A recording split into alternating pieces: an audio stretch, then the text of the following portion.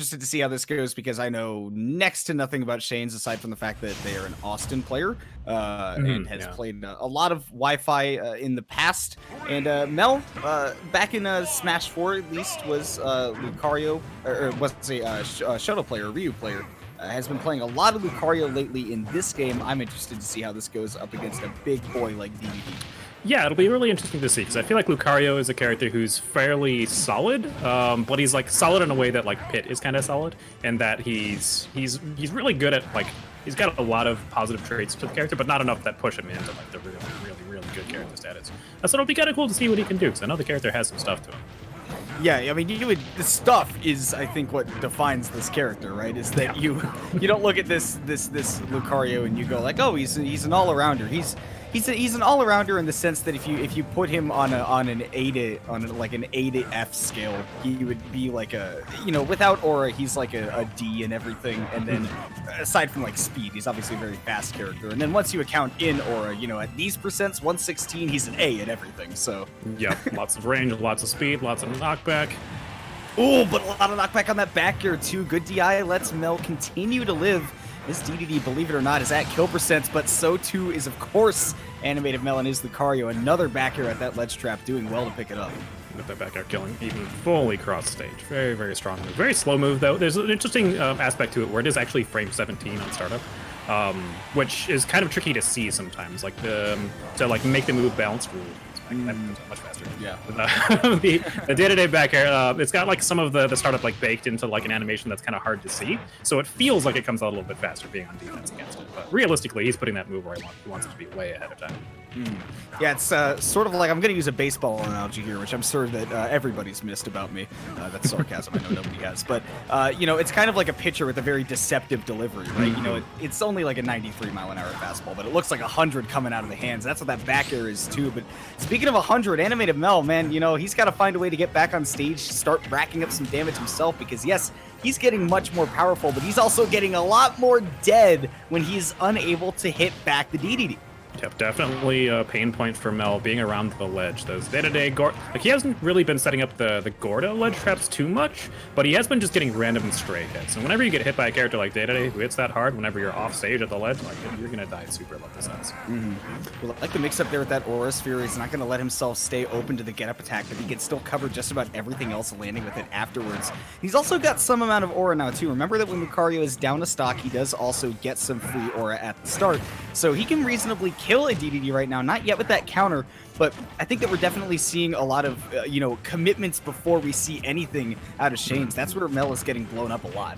Yeah, definitely catching him out at random times. I feel like the Mel himself is like holding forward pretty hard, not really taking his time, being a little antsy, a little over energetic, which is like in situations like that, like chasing his opponent to the corner there. He had full stage control. He didn't need to jump into his opponent's space. Jumping into that space there, like being underneath the Gordo, is what put him in the hot water where he could actually get it.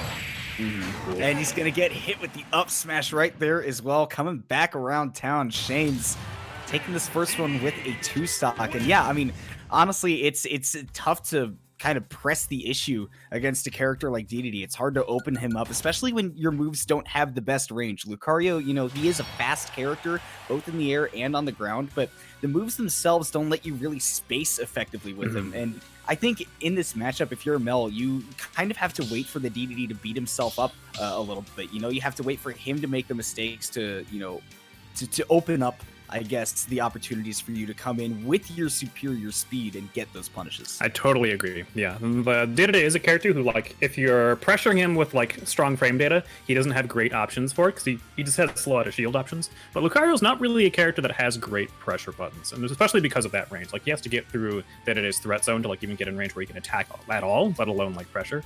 And it's very tempting playing against zoning characters to be like, oh, well, they're zoning me, so if I sit back here and just let them zone me, then I'm losing, so I need to get in. But then that creates situations like that, where like if you're just diving in head first every chance that you get, like you're just diving into their buttons. You definitely have to take your time.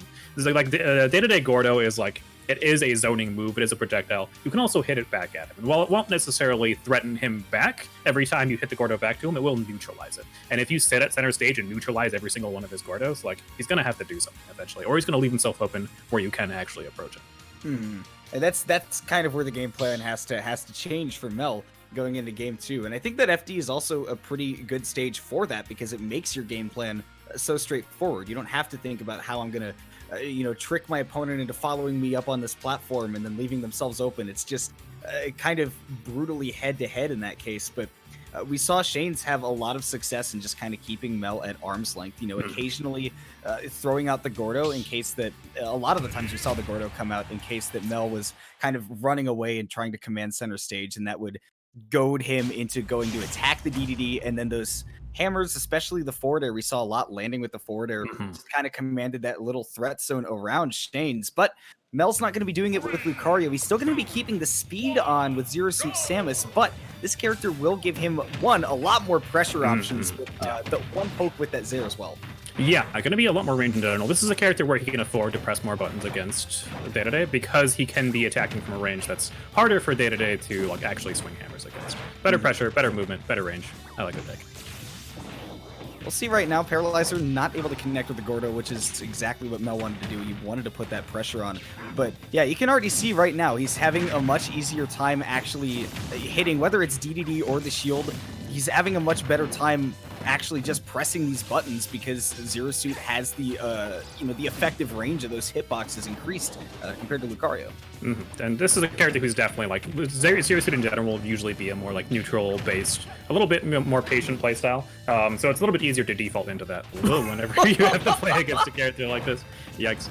And playing against a character like DDD Online is certainly scary as well. That dash attack will absolutely kill a Zero Suit at that percent. That back air, center stage, almost taking it out. Now, we do understand that Shaynes, is of course at a much lower percent. He doesn't have a lot of range. And, Mel's at 120. He's definitely not healthy at the moment. But now if he can get a berry, if he can get a paralyzer, he might be able to get that kill with the boost kick. Because we are on Town and City, should note that, of course, this stage has those small side blast zones. We won't see it connect there. Ooh, center. Love the chase with those forwarders, though. Great spacing. Yeah, super high jumps on Zero Suit. Really fast aerial mobility. Is able to get there in time. Ooh, okay, nice roll. Almost got caught by the dash attack on the regrab. Wow, and the forward air saving him from the Gordo, too. This is going so much better for him. Yeah, I mean, the forwarder, you can see especially, is just giving him so much more utility. You would think, right off the bat that maybe the Zero would be the answer, but honestly, just having the forwarder to be enough with that movement, you can break the zone before Shaynes can react. And sitting here at 157, we see that Shaynes, those stray hits just aren't doing as much in this game. Yeah, and he's not finding the heavy straight hits. He's not finding the back airs, the offstage forward airs, the smash attacks. Yeah, he's clipping him with random stuff, but it's never enough to actually threaten the stock. I think that part of that is that in that last game, we saw Shaynes connecting with a lot of those stray hits at the ledge. He was getting a lot of success with ledge trapping because, again, Lucario, he doesn't have the range, so he gets ledge trapped a little bit more. And, ledge trapping Zero Suit is frankly a little bit of a joke. I don't see how you can do that. Her down B is just I see that you're ledge trapping me, and I'd like for you to not. I'm going to either take center stage or I'm going to chase you away. I'm going to back up. It's like getting a Steam friend request from somebody who's named Ledge Trap and you just click ignore.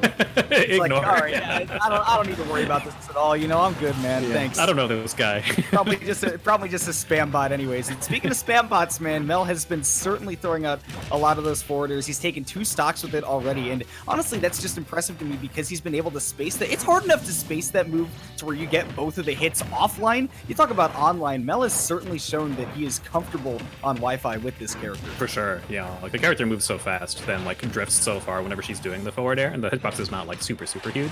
Nice, beautiful tech. I wasn't expecting that. Putting the forward, it's definitely the sort of thing where you need to be drifting with the forward air ahead of time where you want to put it, where you know that they're going to be, and if you don't know that, it might not just work. We see Mel doing a great job of, ignoring the situations where he set up for the ledge traps in the first place. However, there we see Shaynes finally able to set up, one of those stray hits that does take the stock. We see Mel look for a read, which is, about what you do with those back throws anyways. But in this environment, man, DDD is going to be able to get away with a whole lot more than usual. Mel playing it patient, good with punish on the dash attack. Ooh, almost finds the down B, but that back air is actually going to be huge. Yeah. That's what you got to be very careful with, not only against DDD, but with that Zero Suit flip kick. If you're going to go for that full kick, you better be sure that your opponent's not going to be able to hit you back for it. Yep, very important that it lands, and very important that you adjust your recovery afterwards to make it like, because there's a very fine line between like recovering in such a way that is hard to hit, but recovering in such a way where you're still going to make it to the ledge there, because you have so much momentum outwards there from the whiff flip kick that like you have to change that momentum really fast. So a lot of times Zero Suits will be jumping out of that immediately, but after that jump, that puts her in a position where she's horizontal with the stage, and then if she's not ready to air dodge, if she's not ready to do something to contest his opponent pressing a button, and good luck contesting day-to-day back air.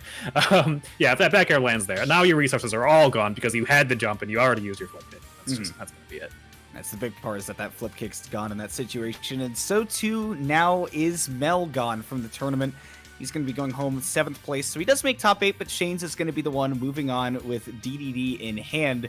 And that means that both he and USWo, I should say I don't actually know if Shaynes is a boy or girl, but because I've never met Shaynes, but I'm just assuming here. But Shaynes and USWo both waiting in the losers bracket in losers quarters for these next couple of matches in winners, and you can already see a little preview of who's coming next.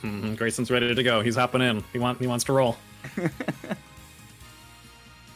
So yeah, man, Grayson, won ultimate Shockwave online last week. He's looking to do it again this week, and when we come back, we'll find out if he's going to be able to continue his run here at Shockwave. So make sure y'all stay tuned.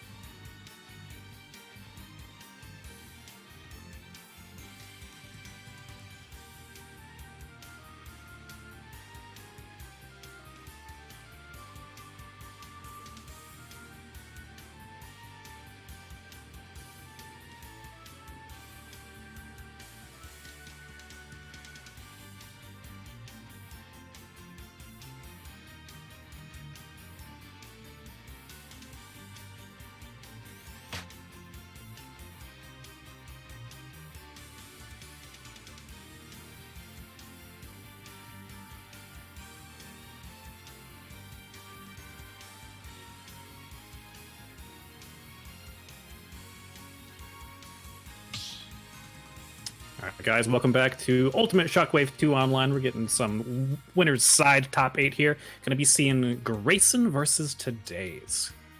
Yeah, very excited to see this for multiple reasons, one of which